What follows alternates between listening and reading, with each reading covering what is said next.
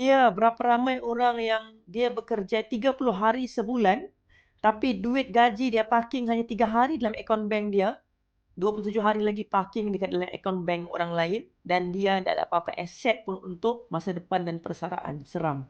Jadi ada seorang penyimpan emas Andai Empire saya ni, dia cakap apa? Melihatkan jumlah gram emas yang dibeli, di ruang maya tidak memberikan apa-apa feel. Dia ni orang Singapura kalau saya tak silap. Jadi dia punya bahasa tu bahasa buku sikit lah. Jadi dia cakap bila simpan emas dekat dalam Gap ke, apatah lagi digital gold ke kan, rasa macam tak feel. Rasa macam kita tak memiliki lah. Sebab tu saya selalu pesan, siapa-siapa yang simpan emas Andai Empire saya cakap, sampai certain masa, capai sudah jumlah gram tertentu dalam Gap, keluarkan pegang sendiri. Jadi dia cakap apa? Setelah saya melihat dan memegang secara fizikal emas tersebut, perasaan yang ketidakpercayaan bahawa inilah wang ringgit yang penat dikumpulkan ada di dalam genggaman. Tetapi dalam bentuk emas. Saya suka perkataan penat yang dia cakap tu. Berapa ramai orang yang gaji dia besar, banyak, dan dia penat cari duit setiap hari sampailah sebulan dapat gaji. Tapi dia tak pernah merasa pun pegang emas 100 gram macam ni.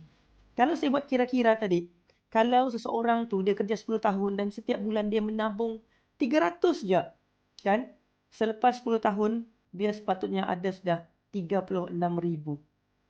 Bersamaan dengan hampir 100 gram hari ini punya harga, which is 40 lebih ribu lah.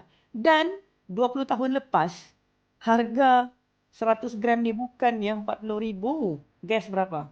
Dalam 4 ribu saja lebih. Itulah bestnya simpan emas, sebab kita terbayar kepenatan kita bila kita boleh pegang emas fizikal macam ni. Jadi kalau anda berminat untuk simpan emas fizikal, tapi anda tak mampu beli 100 gram terus, tak apa, dekat Public Gold boleh beli sikit-sikit. RM100 minimum, menabung, lepas tu keluarkan sikit demi sikit. Ingat, bukan emas yang menjadikan kita kaya, tapi ilmu. Sebab tu anda kena duduk dalam support group saya, supaya anda faham the real secret of gold. Sebab banyak knowledge yang saya share dalam group dan juga tim saya. For informative, kalau anda mau bermula, tekan link kat bio notifikasi biru, nanti saya guide.